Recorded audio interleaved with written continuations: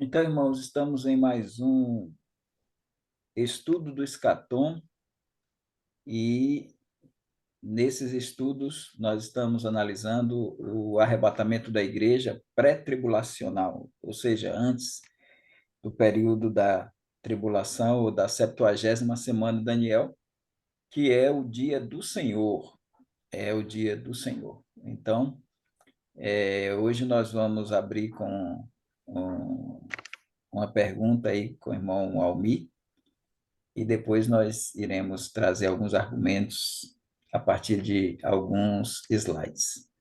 Malmi. Ok, então, boa noite, irmãos. Semana passada, o pastor Lorival, ele mencionou o versículo de Malaquias 4:5, né, que diz: Vejam, eu lhes envio o profeta Elias antes da vinda do grande e terrível dia do Senhor. E aí o pastor Lorival, então, questionou, né, o fato de não ser Elias, porque ele teria que vir antes do grande e terrível dia do Senhor. Então o pastor respondeu e eu tive que voltar no vídeo essa semana para dar uma revisada na sua resposta. E aí eu gostaria de esclarecer uma dúvida, se eu realmente entendi bem a sua resposta sobre o fato aqui desse texto de Malaquias 4:5, não enfatizar exatamente o dia do Senhor como um período, né? Mas e sim como um acontecimento dentro desse período. Porque, pela sua explicação, eu entendi que o dia do Senhor ali, né, ele pode ser interpretado em alguns acontecimentos, ou seja, nesse caso desse versículo de Malaquias 4:5, ele pode ser encaixado, né, dentro do dia do Senhor, em um certo período ali do dia do Senhor, né? Então, a minha pergunta seria, quando aparecem esses textos, né, sobre o grande e terrível dia do Senhor, nem sempre compreende o período todo e sim apenas um dos acontecimentos deste período, é isso? Não sei se foi claro na minha pergunta. Confere sim. A abordagem lá de Malaquias está canalizada, focada, enfatizando o momento do Armagedon, o momento da vinda de Cristo, a chamada Epifaneia, ou a manifestação de Jesus Cristo num tom de guerra contra os reis da terra. Ali na capítulo, se for para Apocalipse, seria capítulo 14, a partir lá do verso 14 em diante, Armagedon, capítulo 16 e capítulo 19. Então, o dia do Senhor, ele abrange estágios e Sim. no Antigo Testamento também ele pode focar um evento, mas a gente não pode descartar Elias por causa dessa expressão, porque quando o texto ali colocado não está se relacionando com todo o período do dia do Senhor, os 7 anos de tribulação, que é a 70ª semana de Daniel. O erro de muitos é dizer que só existe o dia do Senhor, como os aliancistas fazem, que o dia do Senhor é a vinda de Cristo. Ali, em Malaquias, está falando da vinda de Cristo. Mas temos outros textos do Antigo Testamento, até mesmo a própria profecia das 70 semanas. Temos textos no Novo Testamento que coloca o período de governo do anticristo como o dia do Senhor. E o apóstolo Paulo, em 2 Tessalonicenses 2, ele está falando do dia do Senhor, não focado na vinda do Senhor lá visivelmente, mas ele está focado em um período em que a grande apostasia estará presente e o próprio anticristo estará revelado para esse dia. Fora isso, a gente ainda tem o final do milênio, que é o dia do Senhor em segundo estágio, e depois do milênio, o período chamado de juízo final, que ainda é o dia do Senhor, porque tem a queima da terra, né? Então, é bom a gente poder esclarecer isso, e foi bom o irmão Almir trazer à tona essa questão para poder clarear mais ainda para nós que estamos aqui na live presencialmente. Não sei se eu posso usar esse termo, né? Mas aqueles que vão assistir depois também poderão. É enriquecedor para eles poderem entender essa parte do escatom. Eu achei realmente muito interessante, porque entre muitas passagens, né, que fala sobre o dia do Senhor, se não atentarmos para esse fato de que pode não ser o período integral, né, compreender o período todo, mas e sim um fato, né, um acontecimento, e aí levar para uma interpretação errada, né, do texto. Realmente achei muito importante essa explicação aí, que eu não tinha me atentado ainda até semana passada, quando foi colocado aqui, né, no grupo. Muito bom. Tá claro para mim, então. Pastor Evaldo, o pastor Lorival levantou aí a mão, pastor. Pode se manifestar, pastor Lorival, por favor. Então, eu estava olhando aqui o texto de Malaquias, enquanto o irmão falava, né? Que a minha Bíblia tem uma referência com Mateus 11:14, e eu fui olhar, que Jesus fala de João Batista como o Elias que havia de vir, né? Se quereis dar crédito, é este o Elias que havia de vir. É, lógico que aqui está fora do dia do Senhor, né? No entanto, o João Batista, ele como que ah, se apresenta com um caráter, né, de Elias. E como que nós podemos entender agora mais essa vertente aqui a respeito de Elias? E, na verdade, texto de Malaquias, a gente está considerando o dia do Senhor na tribulação, né? E aqui, se ele já veio no espírito de Elias, de João Batista, aí vem mais uma vez.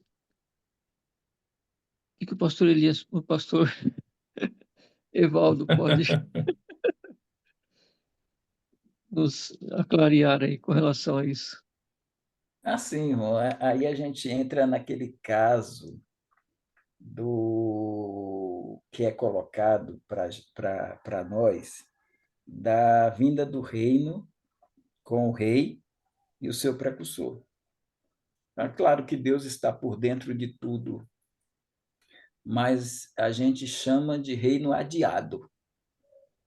Então, se o povo de Israel, é um se, o povo de Israel tivesse recebido o Cristo, o Messias, então o Elias seria João mesmo.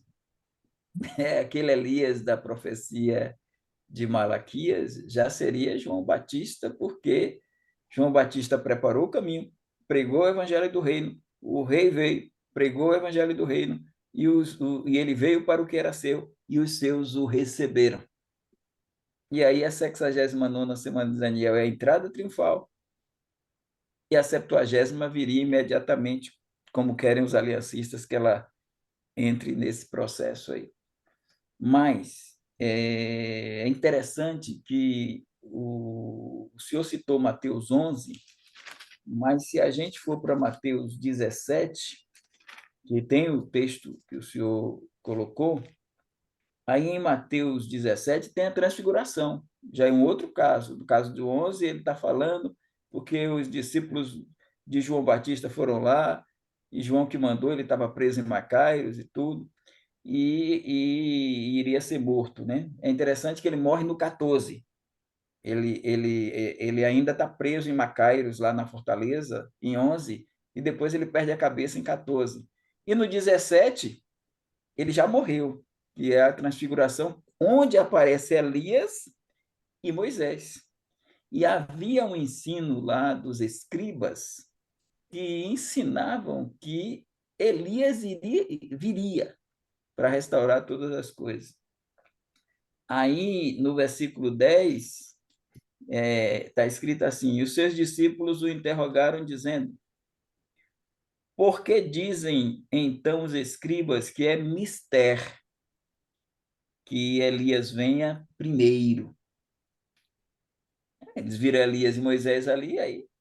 E eu, particularmente, irmão Elias, seu xará lá, eu acho que Elias e Moisés,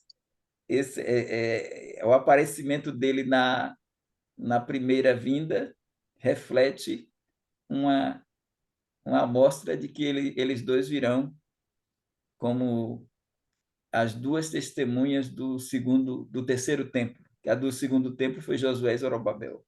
A do terceiro seria Elias e Moisés.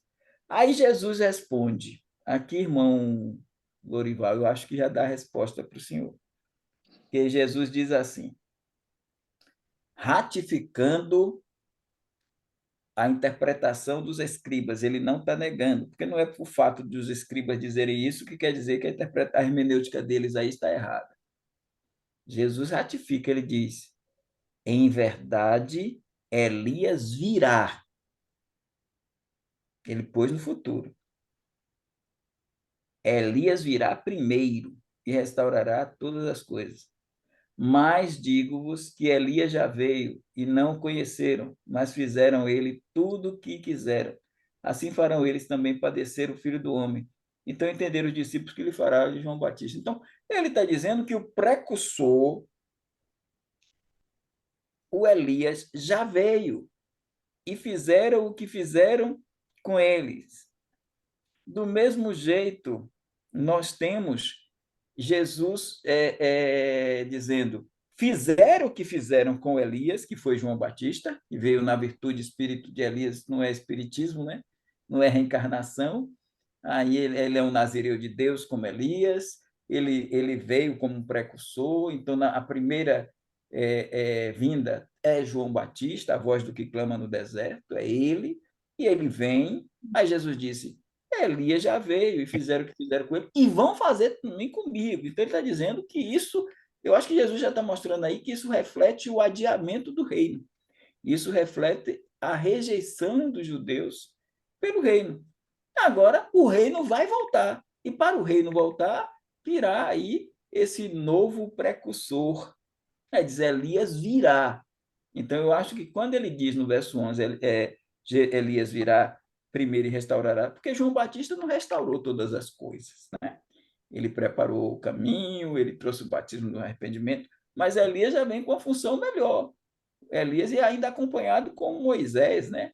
Para poder preparar ali o povo que vai receber a aliança, porque é através deles dois que os 144 mil se converte, mas não só eles, também o um terço de Israel se converte ali na pregação deles, e aí os 144 mil seguem até o final da tribulação. Então, eu acho que com a resposta de Jesus, nós já temos o dado. Eu acho que o versículo 11 aponta para o futuro e o versículo 12 aponta para o passado. O versículo 12 diz respeito à primeira vinda com o Elias, que não veio. Esse a gente pode dizer, veio antes do dia do Senhor. Tranquilo. Uhum. E aí, Malaquias aponta para João Batista, sim, mas não só. Então, ali pode ter, sim, uma conexão com Elias virá antes do dia do Senhor. Mas isto, aí corrobora com o que o pastor Lorival coloca, mas isso não impede de Elias ser a testemunha lá do dia do Senhor, dentro do dia do Senhor, com o profeta, e a gente pode dizer, antes de chegar o terrível dia do Senhor, já apontando para um evento. Eu acho que cabe para os dois. A chamada, a gente estudou aqui, né, apotelesmática, né? Então, o texto tendo um duplo cumprimento, em Elias e em João Batista. É isso. Ok, estou satisfeito. Obrigado. O homem É, responde tudo mesmo. eu ia, eu ia perguntar se ele está Porque, satisfeito. irmão, Ele já o Almir respondeu. falou que eu não É, entendi. Irmão Almir falou uma coisa, eu não entendi. Foi Não, o estou quê? dizendo que o irmão responde tudo. Eu estou esperando um dia que alguém vai fazer uma pergunta e falar assim, olha, eu vou ter que estudar primeiro isso aí. Vou ver se vai acontecer até o final do curso. o irmão Almir, eu já falei que deve ter algum teleprompter aí que a gente não vê, ele só digita ali e aparece lá, entendeu? Deve ter algum teleprompter aí. O irmão Klaus levantou a mão, o irmão Daniel também, mas pela ordem que eu vi aqui, se eu não estou errado, primeiro o irmão Klaus, depois o irmão Daniel, tá bom, irmão Daniel? Eu Irmão também. Irmão José Klaus. Soares também. Eu não sei mexer aqui, não sei colocar aqui. O José Soares também? Sim. Então, então vamos então nessa ordem, então, acho. Irmão Klaus. Pastor, lembrei da pergunta lá. Na verdade, ela é simples.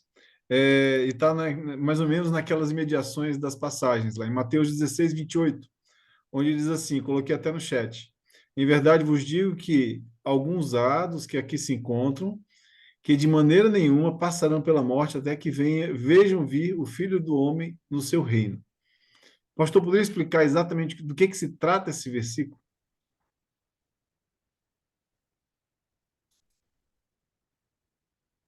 Esse versículo, irmão Klaus, ele está conectado com o capítulo 17, entende? Porque ele fala, em verdade vos digo que alguns há dos que aqui estão, que não provarão a morte até que vejam vir o Filho do Homem no seu reino. Então, a gente tem ele falando isso aqui, e depois a gente tem a transfiguração. Quando eles contemplam, de certa forma, é como se fosse uma janelazinha do reino, porque eles vão ver aqui três deles, né? Pedro, Tiago e João, eles vão ver Jesus Cristo em sua plenitude, né? Como se eles estivessem vendo o reino mesmo, né? Jesus, Moisés, Elias. Então, tem uma relação. Pode ser isso aí. A outra possibilidade é o próprio João, um deles, que pôde ter uma visão adiantada de tudo. João viu o Apocalipse, João viu Jesus Cristo reinando milenarmente, João viu Jesus Cristo no estado eterno também, porque ele viu a eternidade, viu o Cordeiro, viu tudo. Então, ele não provou a morte. E é interessante que no capítulo 20 do final do capítulo do livro de João, correu entre os discípulos que ele não iria morrer, que ele não iria provar a morte. E aí Jesus disse, eu não disse isso, né? Jesus disse, eu disse, o próprio João colocou, né? Não foi Jesus. O que Jesus falou foi, se eu quero que ele fique até que eu venha, que importa a ti? Tu vem e segue-me. Mas João, o evangelista, conseguiu ver o reino de Deus, o Filho do Homem vir em seu reino no Apocalipse. Então, tem essas duas possibilidades. Eu vejo que a possibilidade de João no Apocalipse ela é mais contundente, mas também não descarta que logo após que Jesus falar isso, vem a transfiguração. Acontece a transfiguração, porque aí você é como se fosse um pano de fundo, uma conexão para puxar a conexão com a transfiguração, que, de certa forma, Jesus está num estado de glória, junto com Moisés e junto com Elias. A Mas a gente questão podia incluir Paulo e Estevão nesse conjunto de alguns que não morreriam antes de ver o Senhor Jesus no seu reino? o apóstolo Paulo, ele chegou ele foi arrebatado e ele esteve lá com Cristo, viu Cristo lá num reino espiritual, de certa forma, né? Agora, se Jesus está falando do reino milenar, não entraria Paulo, entraria mais o apóstolo João, né? O E apóstolo João. Estevão? É o céu, né? Ele viu e foi arrebatado até a glória de Deus. Porque quando Mas ele aqui, falou alguns, como pastor, alguns, é Mateus, mais de dois, né? Mas como Mateus está falando, a abordagem parece mais o reino, né? Milenar ou E, messiânico. e Então, também o texto fala dos que aqui estão, né? Então, seria daquele grupinho específico que estava ali, né? Não aqueles que estavam fora. aí há possibilidade muito grande de ser o contexto da transfiguração. Há uma possibilidade muito grande porque põe no plural, né? Seriam mais de um, possivelmente, né? E aí, é claro, mas você pode fazer a conexão, tanto a transfiguração quanto o Apocalipse, porque toda a visão do Apocalipse que João teve era uma visão antecipada do reino. Ele pôde ver todo o processo, ele viu a volta de Cristo, ele viu o Armagedon, ele viu o milênio, ele viu o estado eterno, ele viu todo o reino de Deus, é, tanto tanto o reino milenar quanto o reino eterno. Entende? Obrigado, Então, pastor. são essas possibilidades. Obrigado, obrigado. Legal.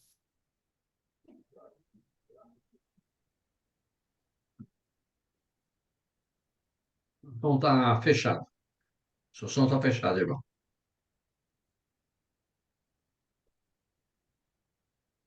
É uma pergunta bem simples, pastor.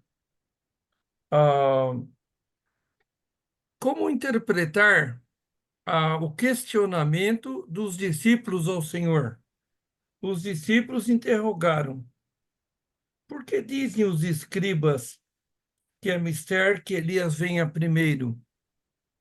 Esse questionamento, ele tem a ver com as dúvidas deles, ou tem a ver com a credibilidade deles?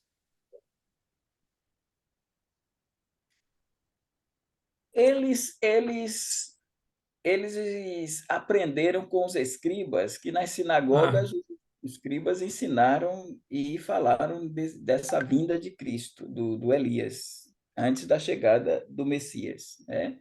A vinda de Elias antes da chegada do Messias, Elias vir primeiro. Então, ele, eles têm em mente a questão do reino messiânico. Só que tem uma coisa, né? Tem uma questão. João Batista já morreu e agora ele só tem Jesus. Então, veja que isso inquieta eles. É dúvida deles? É, porque quando, mesmo depois de Jesus responder essas questões, eles ainda chegam lá em Atos 1,6 e vão dizer: restaurarás tu neste tempo o reino a Israel. Então, há perspectiva do reino. Então, se os escribas disseram que Elias tem que vir e eles acabaram vendo Elias, eles viram Elias ali, né? Eles viram Moisés, então eles ficaram. Aí aguçou a mente deles a lembrar do que os escribas ensinaram. Então eles dizem assim: ah, rapaz, Elias está aqui com a gente. Elias e Moisés.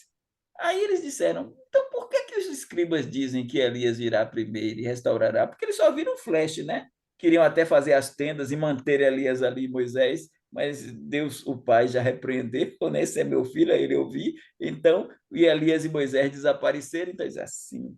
Então, por que os escribas ensinam que é mistério Elias vir primeiro? E aí Jesus até acrescenta algo mais, ele diz: Elias virá e restaurará todas as coisas. Então ele está falando, ele está falando da segunda vinda. E os escribas nesse particular, porque os escribas examinavam a Bíblia. É claro que eles tropeçaram na pedra, né? Tropeçaram em Cristo, mas eles têm conceitos corretos em algumas questões. Por exemplo, lá em Miqueias 5:2, eles chegaram para Herodes e disseram que Jesus iria nascer em Belém da Judéia, como Miqueias atesta. Então, eles estão baseados lá no isso. Antigo Testamento, eles estão trazendo uma interpretação correta. Só que eles não creram. Então, mesmo ele dizendo que Elias virá primeiro, eles rejeitaram, né? Então, acabaram eles sendo eles não entendendo direito as coisas, mas Jesus agora ratifica que Elias virá. e restaurará todas as coisas. Então, eu creio que foi dúvida, assim, deles, e que aguçou mais ainda com a visão de que eles já tinham aprendido pelos escribas que isso era assim. Porque eles confiavam nos escribas antes de Jesus Isso, chegar a e vir, né? credibilidade no. Uhum. Obrigado, pastor. Muito obrigado. Pastor José. Antes Ele- do pastor José falar, boa noite. Desculpa um pouquinho, pastor José. Boa noite, pastor Dilson. Tudo bem? Boa noite, irmãos. Boa noite. Cheguei Bem, atrasado, beleza, mas então. estou aqui. Boa noite. Amém. Boa Boa Amém, noite. noite. amém. Então, pastor José, por favor. Quando eu só queria só me ver um versículo, quando o pastor Evaldo estava falando sobre a questão de João Batista, Elias, naquela ocasião ali, agora eu passei um pouquinho do momento, mas naquele momento ali me ocorreu o João, capítulo 1, no versículo 21, quando o próprio João Batista, quando foi perguntado, você é Elias? Ele disse, eu não sou Elias, né? Então, ele diz isso, né? Traz ali, mostrando realmente aquela aplicação que o pastor Evaldo trouxe, né? Que ele veio no espírito de Elias, mas isso não significa que Elias não viria depois, né? No período da grande tribulação ali. Era nesse sentido. Foi bem lembrado aí pelo pastor, né? Ele mesmo vai dizer, eu não sou Elias. Agora ele está... Pergunta também, a melhor tradução é quando diz, então tu és o profeta? É o profeta, né? Não é, ele não está negando que ele é profeta. Ele é profeta, João Batista, mas ele não é o profeta, que é o Senhor Jesus.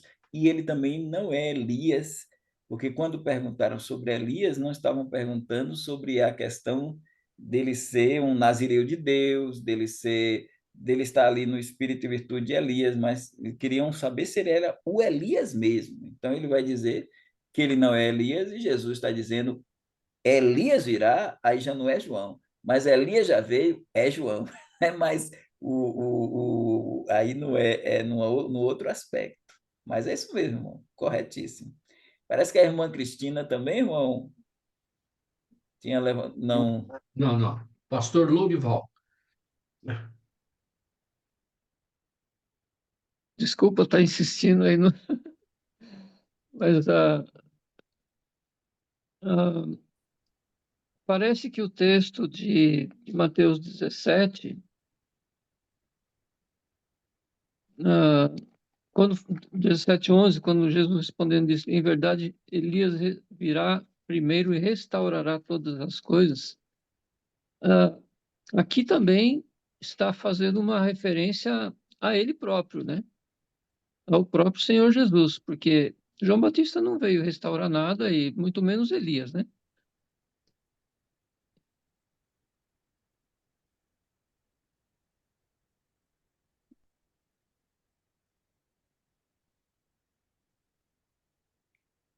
É isso, eu não sei. Ah, essa, veja bem, a gente sabe que Jesus é o restaurador de Israel. A gente sabe que ele foi chamado assim e quando ele diz isto, parece que ele está falando do profeta Então, Elias. pastor, Agora, lembrar também de Atos capítulo 1, que foi mencionado, acho que pelo pastor Jô Soares, né? É, que diz que ele virá e restaurará todas as coisas. 1:6, né? Parece. restaurarás tu neste tempo, rei na Israel? Isso. Uhum. Exato. E existe uma expressão em Atos 3 também, o pastor Lorival, que diz que até que venham os tempos da restauração de tudo, que é o tempo do milênio. Claro que Jesus tem parte nisso, né? Jesus é o restaurador, é o grande restaurador. Mas quando ele fala sobre essa questão de Elias vir, dentro do contexto dos escribas, ele não está falando do Cristo, ele está falando da presença desse profeta ali, porque a ideia de restauração em Elias é a ideia de restaurar o templo, que o templo tem que ser restaurado, né? O templo de Jerusalém tem que ser restaurado. Então, ele vai restaurar o templo junto com Moisés, eles vão reconstruir o templo. Então, já começa a mexer num processo que vai chegar na regeneração, que é o milênio. Mas é claro que eles vão também ser mortos, né? E só vão ter esse período, porque o ministério deles também vai ser de 3 anos e meio, como o de Cristo foi, né? O de Cristo foi de 3 anos e meio. O de Elias e o de Moisés, as duas testemunhas, vai ser de 3 anos e meio também. E Elias fechou o céu também por 3 anos e meio. Então, dando até uma ideia de mexer com a natureza, né? Mexer com o processo da natureza. E os próprios milagres que eles fazem tocam também em questões naturais, né? Como Moisés mexeu com muita coisa da natureza, com as pragas. Então, há um contexto de uma restauração, claro, em relação à própria restauração que Cristo traz, ela é diminuta, ela não é igual, mas a ideia de alguém na frente, aplanando o caminho, preparando o caminho, que é um projeto do Elias João Batista, que veio na frente preparando o caminho, esses dois também vão preparar o caminho, não como João, através de um batismo de arrependimento, mas através de um processo em que eles vão trabalhar a restauração de Israel até na fé, porque nessa base de purificação, essas duas testemunhas são fundamentais para trazer Romanos 9, 10 e 11, que fala de uma restauração da nação de Israel, uma readmissão, quando Deus vai começar também a trabalhar a conversão de Israel, digamos que seja essa restauração do capítulo 37 de Ezequiel, quando Deus vai começar a pegar aquele vale de ossos secos como uma ruína e vai fazer uma restauração, colocando carne, ou seja, colocando o espírito, e Deus vai utilizar essas pessoas para poder trazer essa restauração da nação no campo espiritual, porque ela já está aí desde 14 de maio de 1948, no âmbito étnico físico, mas não no campo étnico espiritual, de regeneração, de conversão, de admissão. Então, todo esse processo é um processo de restauração, entende? Aí ele começa a restaurar também. Eles começam, mas com certeza Cristo é o grande restaurador, né? Ok. Bem, parece que paramos. Bom, vamos então começar o nosso estudo de hoje, né, pastor? Aliás, já estamos estudando, né? Faz parte, né? É. E pastor Lorival, não precisa se preocupar não, viu, pastor? Aqui ninguém tem pressa, não. Né? Não temos pressa, não. Nós queremos ir até o fim, né? Pastor Evaldo. Aí eu vou pedir para o irmão Almir colocar os slides para a gente trazer aí e abrir a tela, né? Aí a gente vai para o terceiro slide, para a gente poder já voltar o texto de 2 Tessalonicenses, irmãos, é um texto bem interessante, aí, irmão, ele é complexo, então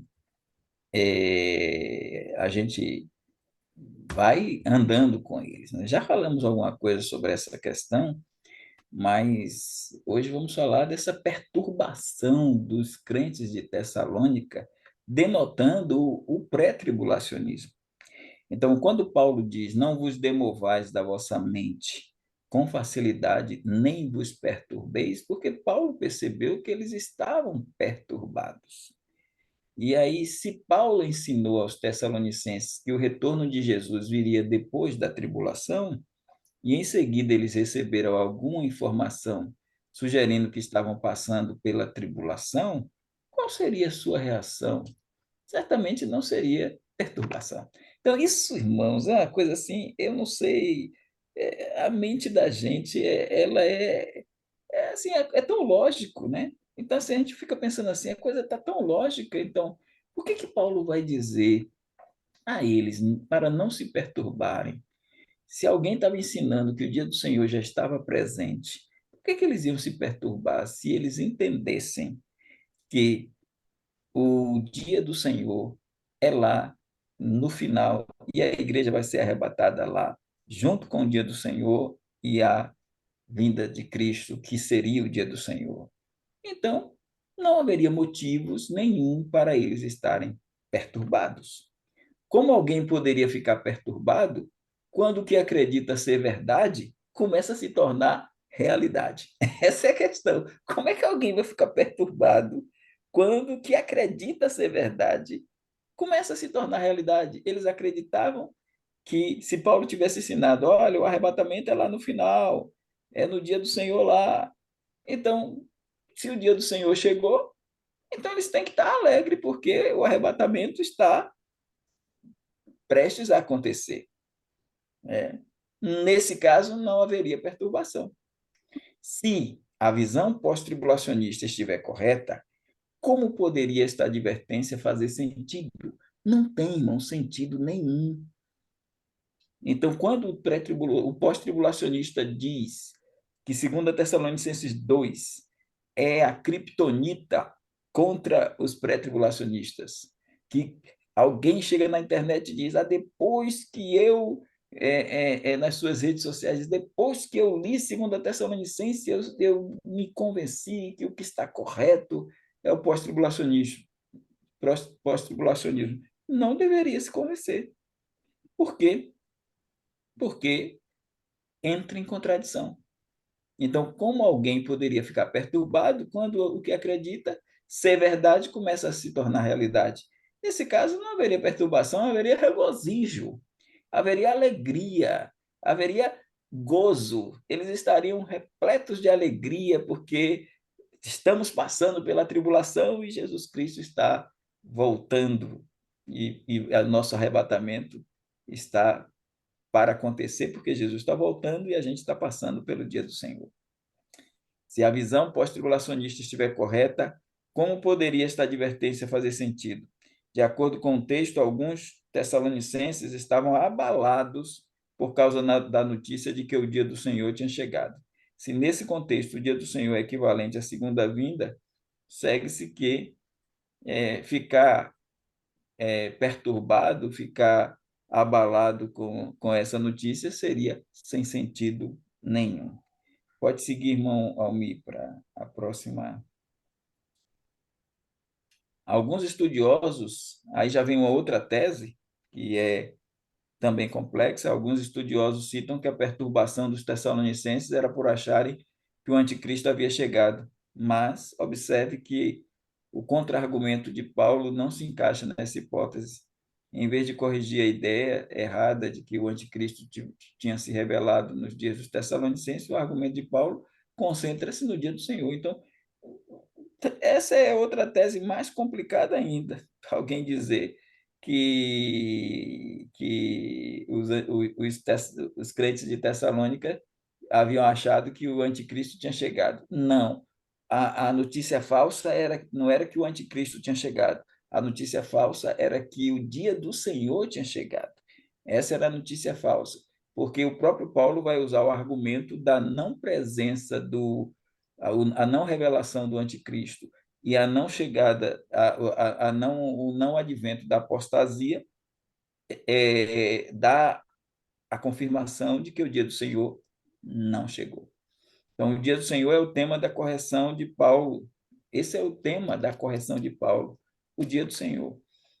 Porque o ensino errado que havia perturbado os tessalonicenses era sobre o dia do Senhor. E o que estava perturbando o coração dos tessalonicenses é que eles tinham pensado que tinham perdido o arrebatamento. Essa é a inferência que a gente extrai do texto. Eles pensaram que perderam o arrebatamento e isso incomodava. Se o dia do Senhor chegou, por que a gente não foi arrebatado? Por que nós não fomos arrebatados? Então, Paulo, ao fazer a sua correção, disse simplesmente que o dia do Senhor não tinha vindo, exceto se a apostasia já tivesse chegado e o homem do pecado tivesse sido revelado. Então, alguns acham que essa apostasia é o arrebatamento também, é a partida, é a saída da igreja. E outros acham, e eu estou com eles, que a apostasia seria a grande apostasia que culmina com o advento também da grande Babilônia, né? Da Babilônia religiosa que faz essa construção da apostasia, né? Que é uma grande apostasia de uma grande Babilônia, a Babilônia espiritual. Então, se Paulo, ao fazer a sua correção, disse simplesmente: o dia do Senhor não tinha vindo, exceto se a apostasia já tivesse chegado e o homem do pecado tivesse sido revelado. Esse contra-argumento seria um completo fracasso se os tessalonicenses pensavam que estavam diante da revelação do homem do pecado. Pode seguir, irmão Almir.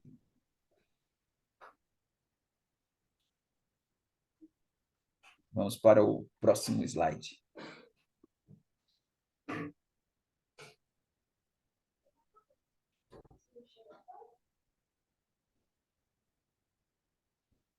Pronto. Se os tessalonicenses tinham entendido que o ensino prévio de Paulo abrangia um arrebatamento pós-tribulacional, segue-se que sua aceitação da mentira de que o dia do... Eu estou batendo muito nessa tecla porque é algo muito importante. Então, se o dia do Senhor tinha chegado, automaticamente isso não os perturbaria. Eles simplesmente esperariam os eventos da tribulação ocorrer, precedendo o suposto evento conhecido como arrebatamento de segunda vinda, ou seja, o arrebatamento pós-tribulacional. Em vez disso, porém, o texto em si proporciona um ajuste convincente. Paulo vai fazer um ajuste. O ajuste é simplesmente esse. Os tessalonicenses tinham sido previamente ensinados que o arrebatamento precederia o dia do Senhor. Eles foram ensinados por Paulo assim: o arrebatamento precederia o dia do Senhor. Agora eles ficam perturbados porque alguém disse que o dia do Senhor chegou, está indo de encontro ao ensino de Paulo que o arrebatamento precederia o dia do Senhor, e aí, se o dia do Senhor chegou, perdemos o arrebatamento. Essa é a ideia. A mentira que eles tinham ouvido sugeriria que o dia do Senhor já havia chegado, o que deixava necessariamente implícito que eles tinham perdido o arrebatamento. Isso seria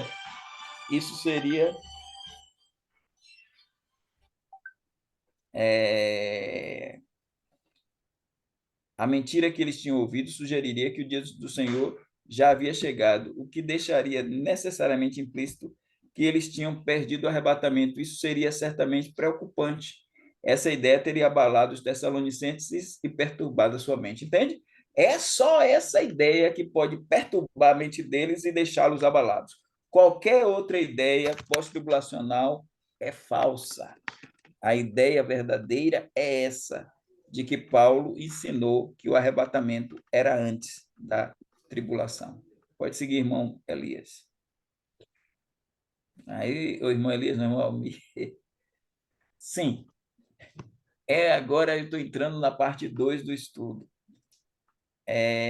usando João 14, de 1 a 3. Fechei essa parte aí. Se alguém tiver alguma pergunta, aí o irmão Elias que vai me dizer. Aí a gente pode parar e aí a gente só discute essa questão de Tessalonicenses, porque essa parte agora eu já saio de Tessalonicenses 2 e já entro em João 14, de 1 a 3, entende? Então, irmão Almir, o senhor abre aí para o irmão Elias administrar essa parte. O irmão Daniel levantou a mão. Pode falar, irmão. Só abrir o seu som, por favor. Queria só dizer para o pastor que gostei da lógica, né? Se o questionamento é e a resposta não foi, olha, ele veio e não deu certo, mas sim foi, olha, é porque o dia não veio. Então, essa lógica eu achei muito, muito forte, né? Para nos deixar bem cientes dessa situação, né? Muito obrigado, pastor.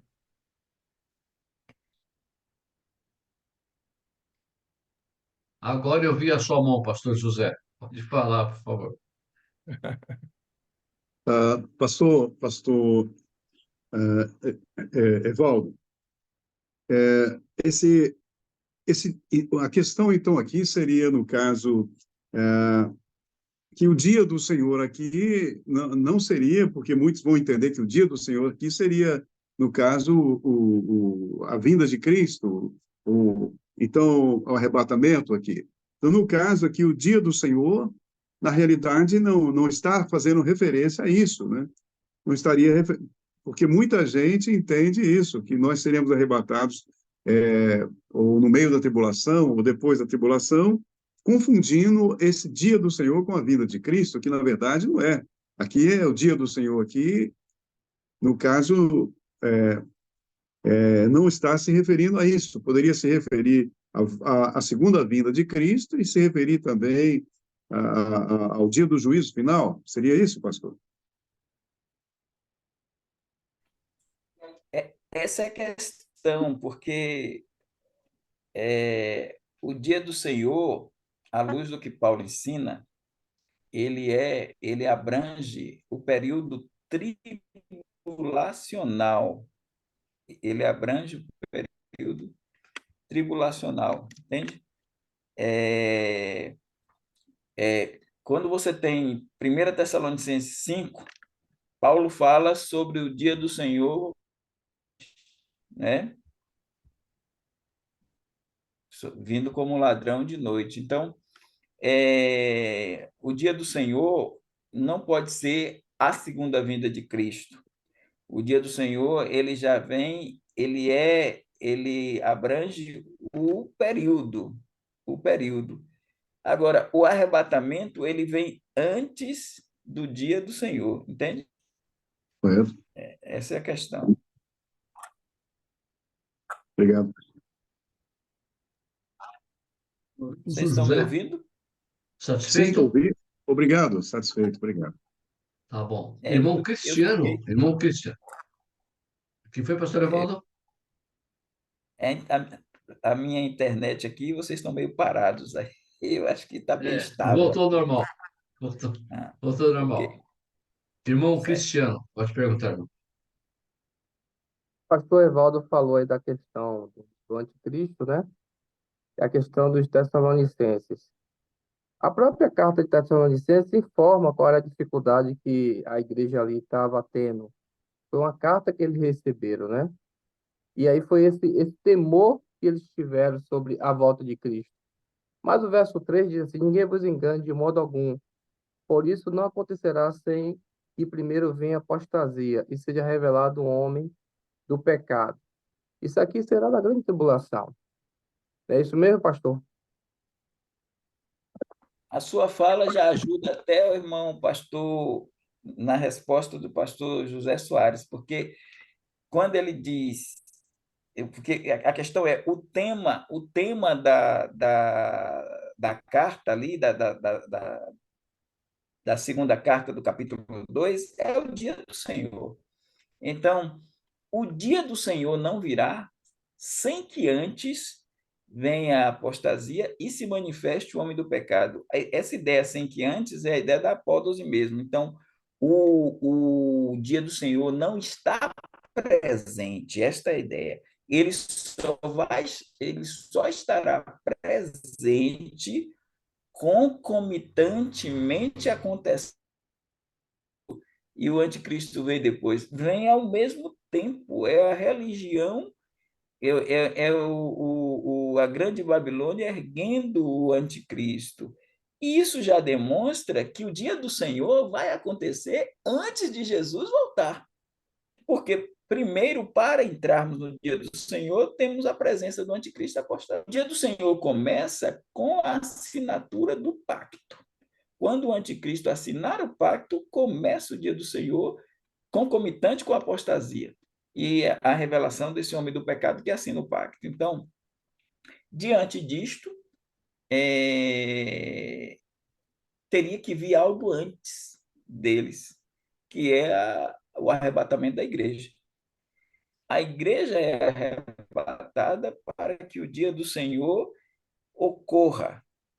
E E aí a gente falou, fez aquele paralelo, né? Dia de Cristo e dia do Senhor, porque o dia de Cristo é para a igreja, o dia do Senhor é para os habitantes da terra. O dia do Senhor tem um link muito forte, se você ler lá os textos do Antigo Testamento, tem um link muito forte com a nação de Israel. O dia do Senhor está muito ligado, muito encaixado com a nação de Israel, com o povo de Israel, que é o tempo de angústia para Jacó. Então, o dia do Senhor tem um vínculo com Israel étnico, e não com a igreja de Cristo formada de judeus e gentios. Essa distinção entre Israel e a igreja é muito importante para a gente entender bem o que é o dia do Senhor e o que é o período da 70ª semana de Daniel, porque o dia do Senhor está determinado por Daniel no capítulo 9, versículo 24 a 27 de Daniel. Então, o dia do Senhor tem essa ligação com o povo de Israel. Então, por conta disto, a igreja tem que sair primeiro, e por isso Paulo está tranquilizando os Tessalonicenses, dizendo que o dia do Senhor não virá sem que antes venha a apostasia e se revele o homem do pecado. Mas antes mesmo dos dois que inauguram o dia, vamos dizer, quem inaugura o dia do Senhor? A apostasia e o homem do pecado.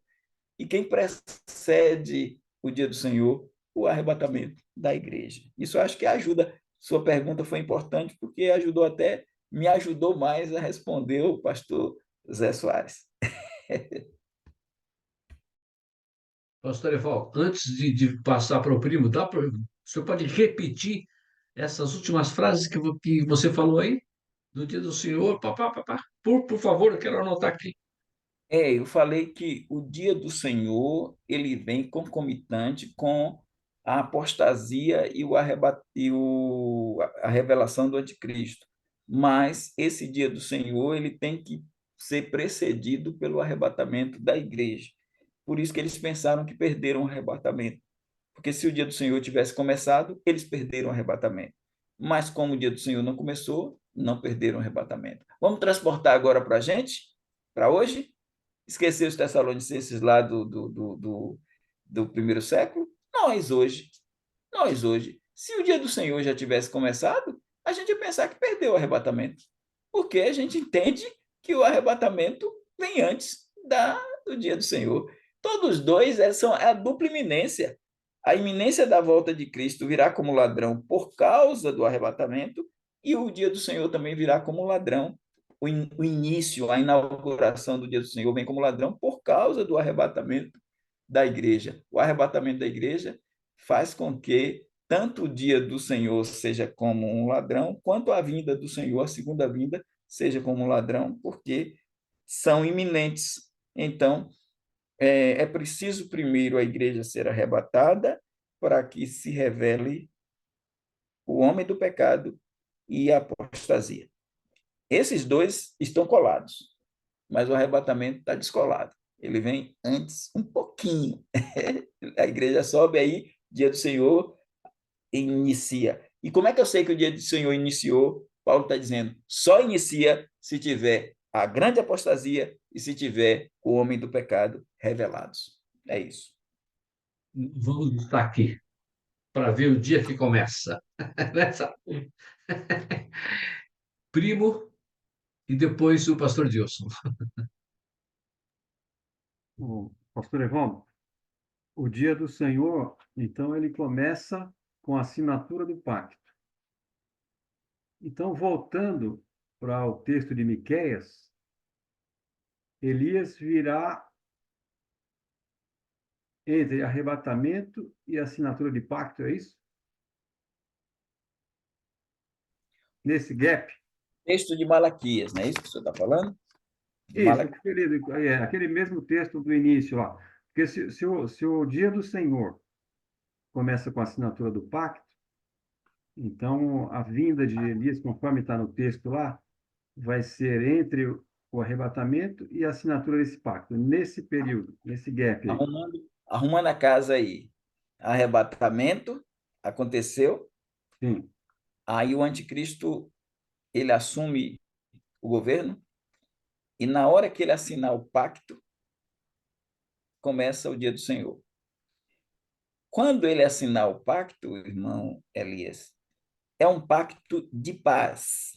É um pacto de paz. É um pacto que vai promover a paz, por exemplo, entre árabes e israelitas, né? E aí, nesse contexto da paz, ele está em Roma, na Itália. Ele inicia o governo dele lá em Roma, assinou o pacto lá de paz, um acordo de paz com Israel. Na hora que ele faz esse acordo, ele abre o caminho para as duas testemunhas também começarem o seu testemunho. As duas testemunhas vão começar o seu testemunho, por quê? Porque elas não estão sendo afligidas por ninguém. O anticristo deu proteção, ele deu toda a liberdade religiosa para as duas testemunhas chegarem lá e fazerem a sua pregação de 1.260 dias. Então, assim que o anticristo assinar o pacto, as duas testemunhas, o Elias e o Moisés, aparecem e começa o seu testemunho. No meio, quando terminar os seus testemunhos, 1.260 dias, a besta que sobe do abismo lhes fará guerra, ou seja, o anticristo sai de Roma e vem até a Jerusalém, a Israel, mata as duas testemunhas, deixa os seus corpos expostos por 1.260 dias, e aí, desculpa, deixa os seus corpos expostos por 3 dias e meio, e aí sim ele já rompe o pacto e começa a grande tribulação. É aí que Jesus falou, quando, pois, a abominação da desolação de que falou o profeta Daniel 9:27, está no lugar santo, quem lê entenda.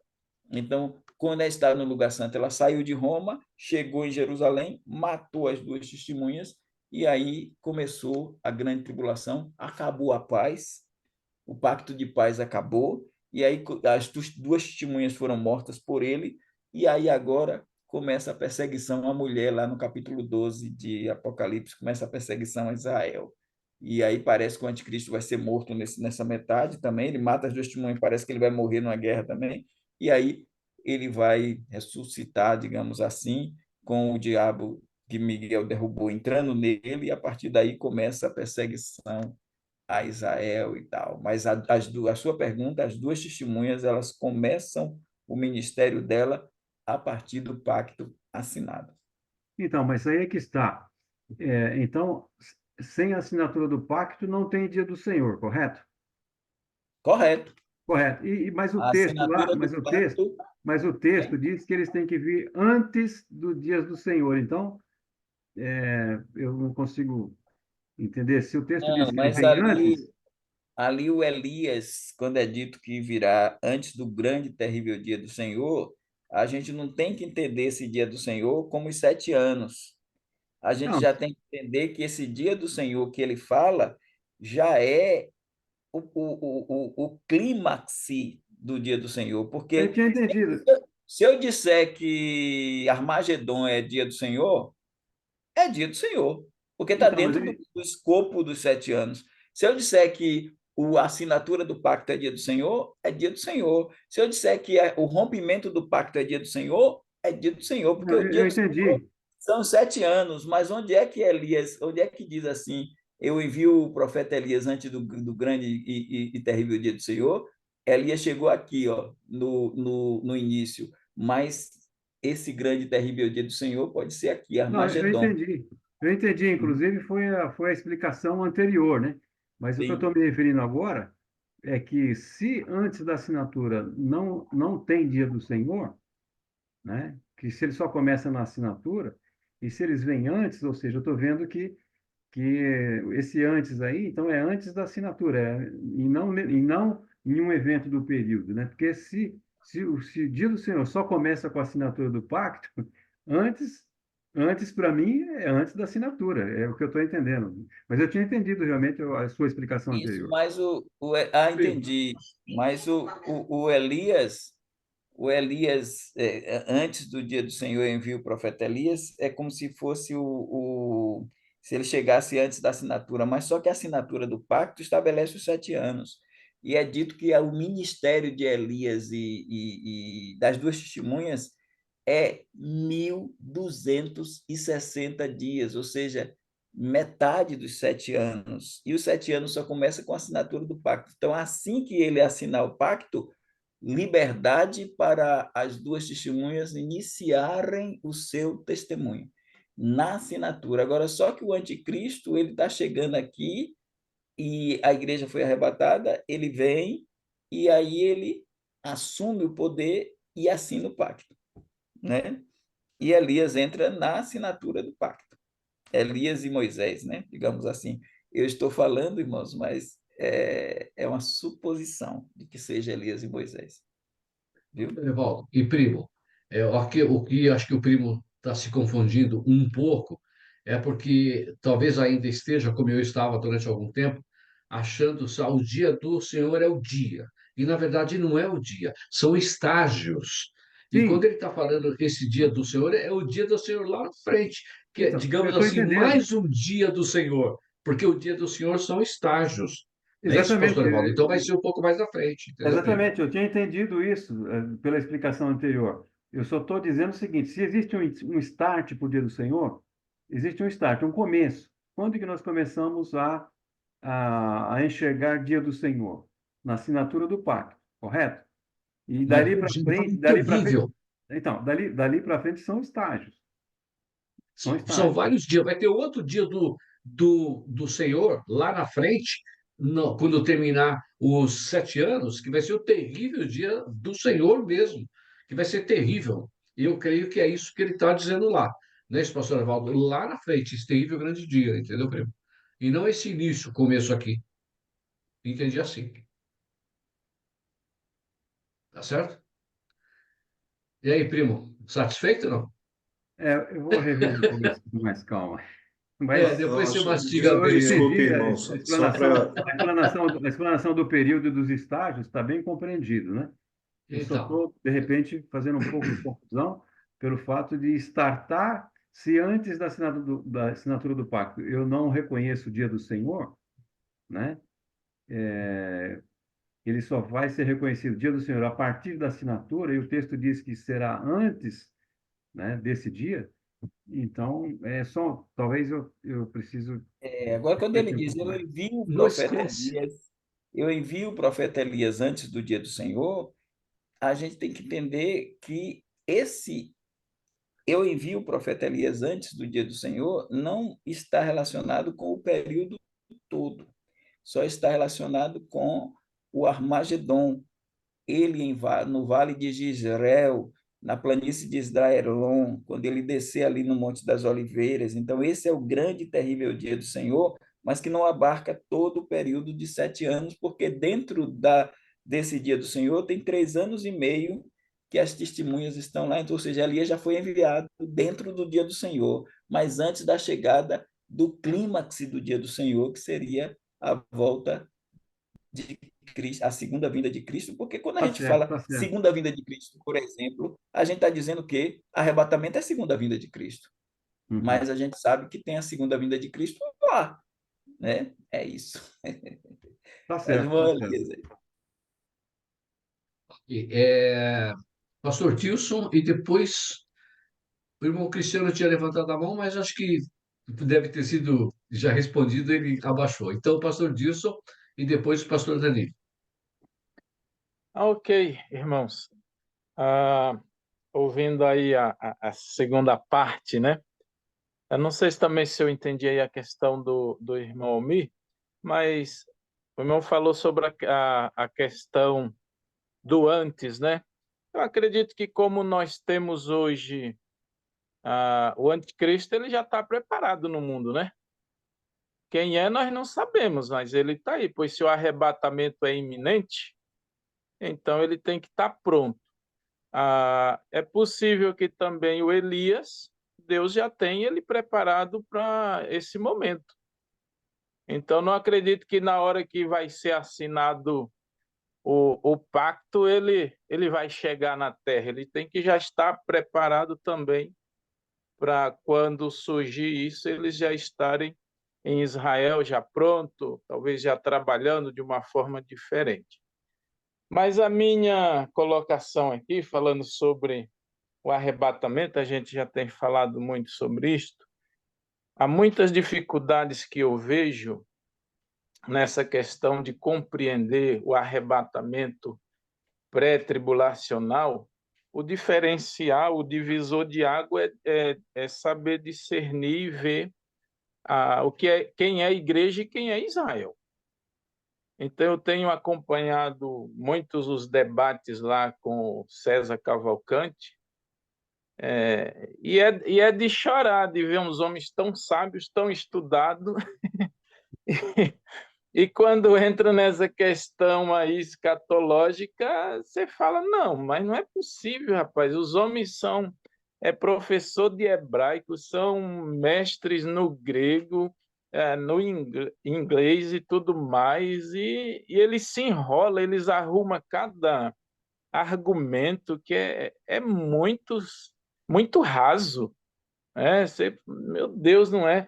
E eles fazem uma mistura. Ele estava defendendo que Marcos 13, o verso 27, que diz ali, ele enviará os seus anjos e ajuntará os seus escolhidos desde os quatro ventos da extremidade da terra à extremidade no céu. Aí, olha aí, se isso não for arrebatamento, é o que então? Então eu fiquei assim, e ele conseguiu tirar o... Eu não me lembro o nome do pastor que estava debatendo, mas o homem é hebraísta, que eles falam, né? E ele conseguiu tirar o pastor dos trilhos lá. Eu falei, gente, mas é umas coisas assim muito loucas. E ele sai praticamente como vencedor em todos os debates, porque ele consegue descarrilhar os irmãos com uns argumentos tão simples, porque ele não aceita essa divisão entre Israel e igreja.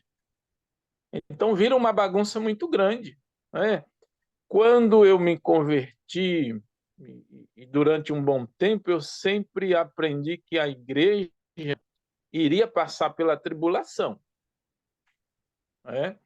Mas estudando, a gente vai estudando, vai vendo, porque eu também aprendi que um estudo sistemático, você não pode já entrar num estudo sistemático com uma mente pronta. Você tem que ser honesto na leitura, organizar e ver o que encaixa e o que não encaixa, né? O que faz parte, o que não. E estudando assim, de maneira sistemática, não tem como o arrebatamento não acontecer antes do período da tribulação. Não encaixa, não faz sentido algum, né? Então, querendo dizer, eu sou pré-tribulação, eu posso dizer assim, que eu era pós e me tornei pré-estudando, né? Então, dessa forma, sim, mas não se encaixa. Então, um texto desse não tem nada a ver com arrebatamento, nem palavra arrebatamento tem no texto, né? Então, eu vejo dessa forma, e toda essa coisa ali do dia do Senhor, eu também vejo dessa forma. E o dia do Senhor é, de fato, né? Assim que assina o pacto, quem ficar aí vai saber direitinho como explicar quem é o anticristo, como que vai ser a intensidade, mas não tem como, irmãos, nós estarmos errados, porque é o que as escrituras dizem sobre o arrebatamento, ele é pré-tribulacional, e isto não é uma doutrina que o homem criou, que nem eles dizem, né? Eles dizem que é eu esqueci lá, ou não sei quem lá, Darby, né? Ele diz que é uma criação dele, quando na verdade é o que Paulo ensina. Está aí, muito claro. Então eu vejo dessa forma. É isso. É o John Obrigado, Nelson, pastor Gilson. John Obrigado, Nelson pastor. Darby, né? Isso, pastor Nelson Evaldo, é Darby. isso mesmo. É assim, o anticristo, se o arrebatamento for por esses tempos, ele já está aí, mas quando Paulo diz será revelado, né? É porque ele vai Aham. se revelar e, assim, não Israel, né? Parece que ele vai se revelar primeiro lá em Roma, depois ele vem para cá. E quanto ao texto que fala que ele ajuntará os seus escolhidos de uma outra extremidade, está falando de anjos fazerem isso, né? Enviará os Isso. anjos. E no arrebatamento não tem a presença de anjos, a não ser a voz do arcanjo, mas não tem presença de anjos no arrebatamento. E quando a gente entende de uma extremidade da terra à extremidade do céu, não está falando no sentido vertical, está falando no sentido geográfico, que é Aham. um campo de um campo geográfico a outro, como se a gente dissesse de norte a sul, de leste a oeste. É isso que quer dizer a extremidade. E o César Cavalcante, ele titubeou direitinho. Nessa... É Tá isso. bom. Antes de passar aí, o pastor Danilo, depois o irmão irmão Cristiano, eu só vi o grande sorriso do irmão Klaus quando foi falado nos quatro cantos da terra. Não sei por que eu vi assim, né, irmão Klaus? Mas isso é uma história para depois, né, irmão Klaus? Pastor, Pastor Danilo. Entendi. Meus irmãos, quando eu vejo esse texto de Malaquias, capítulo 4, versículo 5, até aqui eu sempre interpretei ele da mesma maneira como, por exemplo, a gente interpreta os salmos messiânicos, Ezequiel 28, quando fala também a respeito do rei de Tiro. Ele está falando de alguém, mas apontando para outro alguém no futuro. Pelo menos assim que eu até aqui estou interpretando. E por que eu digo isso? Porque fazendo uso, por exemplo, da palavra Carã, que é a palavra referida por Malaquias quando fala acerca da maldição, e talvez o pastor Evaldo pode até comentar sobre isso, ela tem dois significados e que traz uma ideia totalmente diferente, mas estão ligadas. Por exemplo, ela se refere à ideia de consagrar, e aí a gente fala daquele processo de dedicar algo para Deus, mas ao mesmo tempo essa palavra faz uso do significado de destruir totalmente, ou seja, eliminar, acabar. E quando a gente trata dos dois personagens que a gente está discutindo ao longo de todo esse tempo, para mim parece muito lógico pensar nas duas possibilidades. Por quê? Porque se Malaquias estivesse falando a respeito de João Batista, e tratando da ideia do espírito de Elias, como o próprio Senhor Jesus Cristo identificou, a gente tem a ideia de ele vir antes do dia do Senhor, período de tempo antes dos 7 anos da tribulação, como a pastor Evaldo está colocando. E qual o ministério de Elias? Nesse caso, João Batista consagrar o povo de Israel a Deus, pregar a palavra para que eles pudessem se converter, algo que traz a ideia de preparar o caminho para o Senhor, nesse caso Jesus Cristo. Mas se eles rejeitassem isso, viria a destruição. Mais uma vez a palavra Carã, que se aplica onde? Dentro do período tribulacional, porque Israel, queira ou não queira, será julgado por Deus. Eles estarão presentes na tribulação. Só que, como eu falei, isso aponta para algo maior. Porque se tratando agora do Elias, que nós estamos discutindo, uma das testemunhas, ele viria antes do dia do Senhor, que aí já aponta para o período onde Cristo estaria voltando.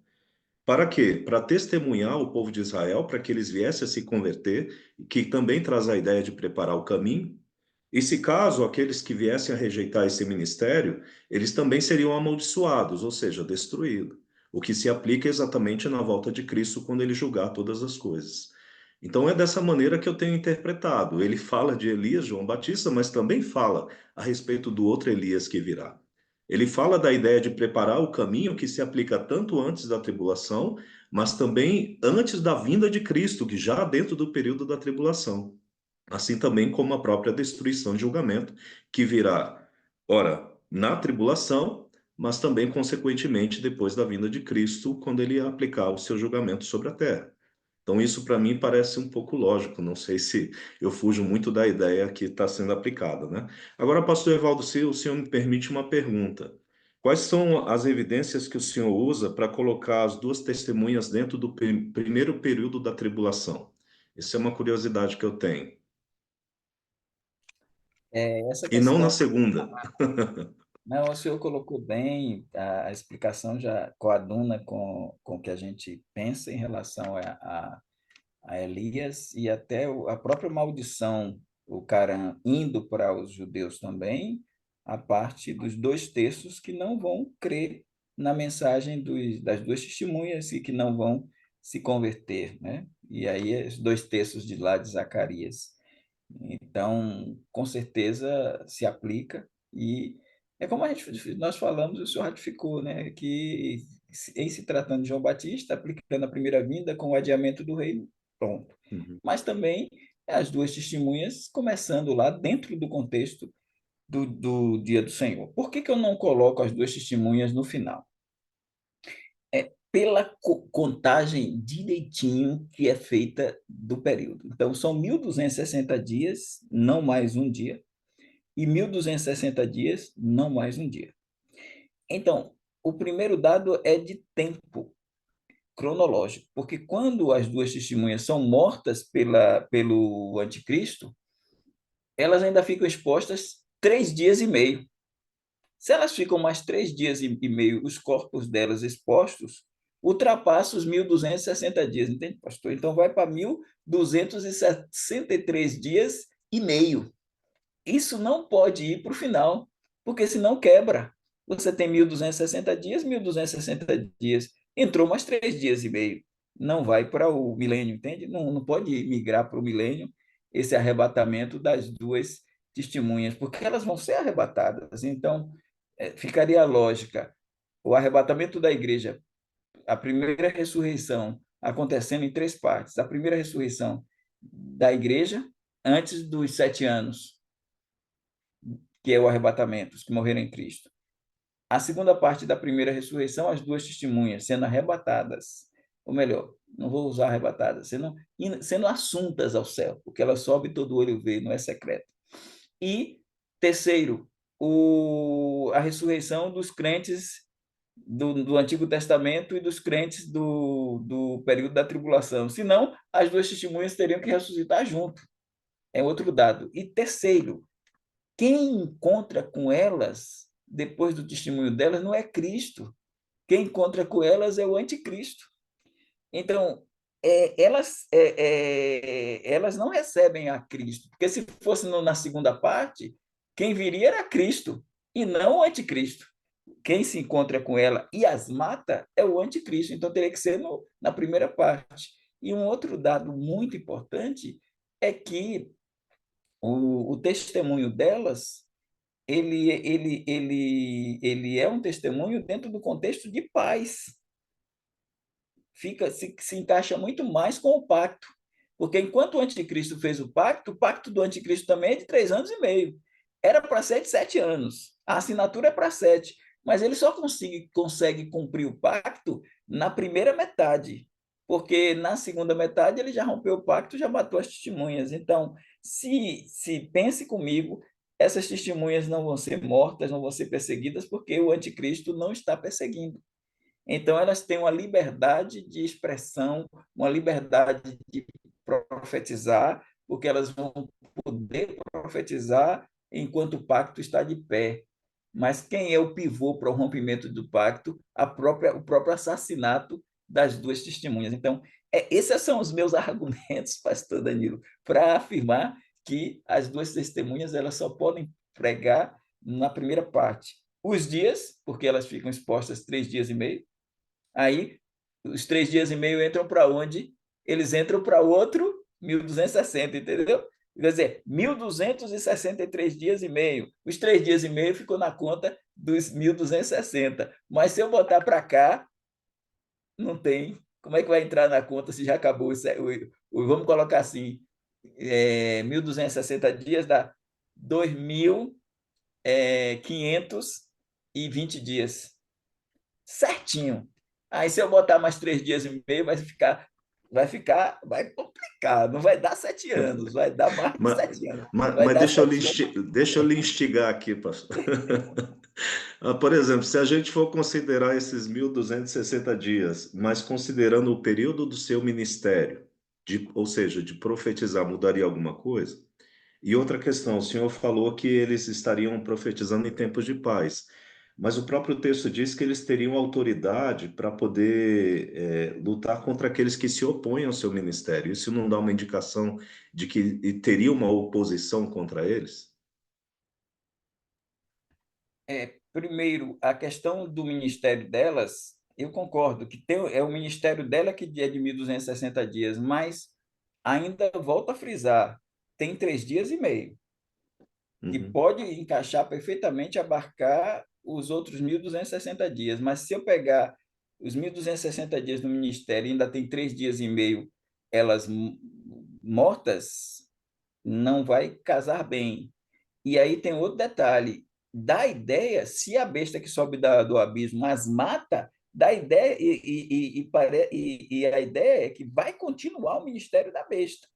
O ministério do anticristo, ele começa aqui e ele prossegue, mas só que o ministério do anticristo na segunda metade, ele se encerra no 1.260 dias, acabou, termina aqui. Então, como é que essa besta que sobe do abismo mata as duas testemunhas e ainda fica lá fazendo festa em 3 dias e meio? Porque se fosse até o final, Jesus Cristo viria, socorreria as duas testemunhas e acabava com o anticristo. Mas o anticristo ainda tem 3 dias e meio para poder ainda fazer festa e tá ali. Parece que Uhum.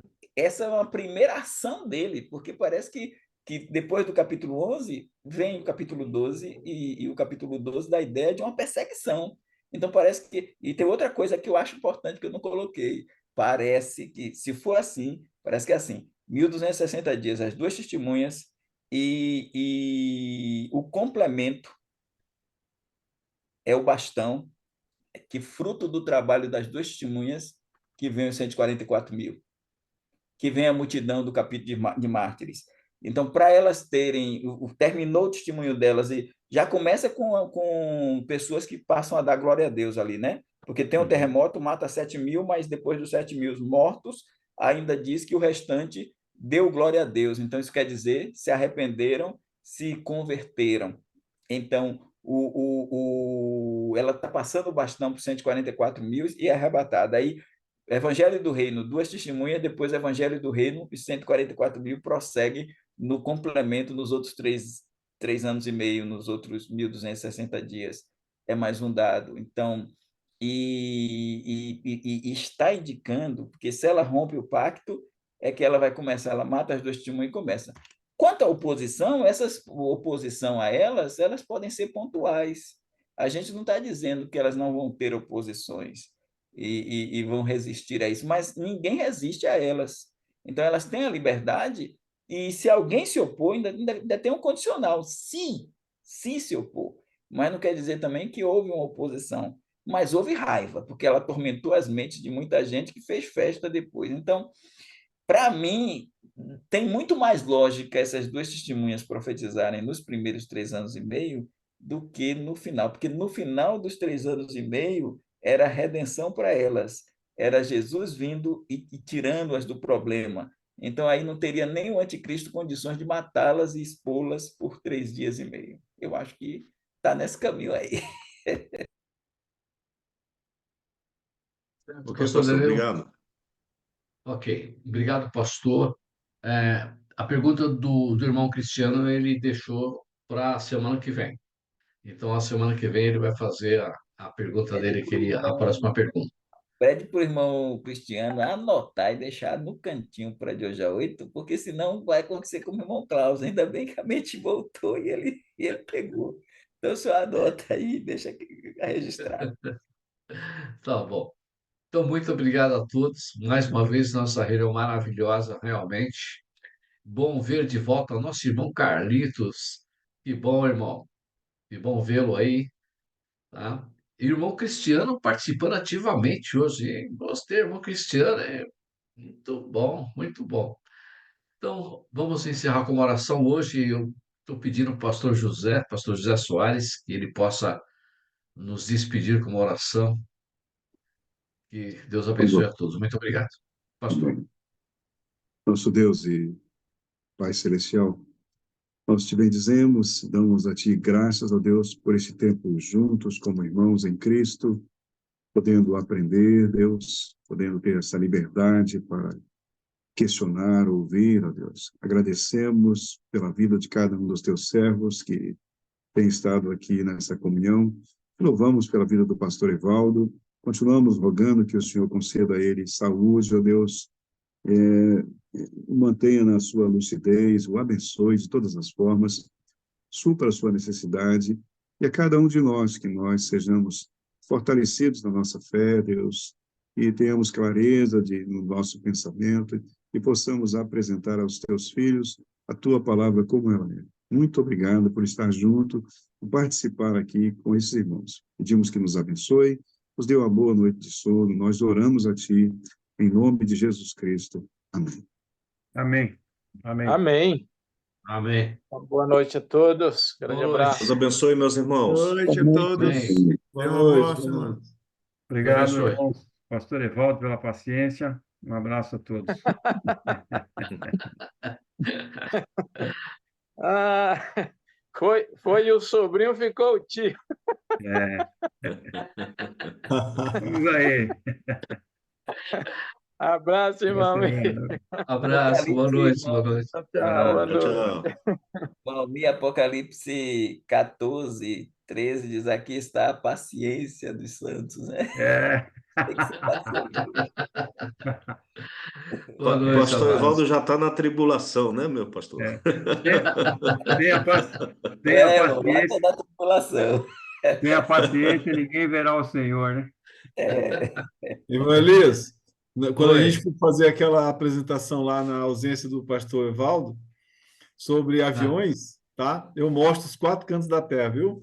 Aí, tá vendo? Eu falei. Serão 2 terças-feiras, a partir do dia 30 de setembro até o dia 11 de outubro. Então, nesse tempo aí o senhor combina com o Klaus, com o pastor Danilo, com a turma aí, para ver. Eu também já tenho umas perguntinhas sobre a morte aqui também, já preparado, né? Tá bom. Boa noite. Tchau, Obrigado. irmãos. Bom descanso. Deus abençoe a todos. Boa noite, Valeu, amados. boa semana.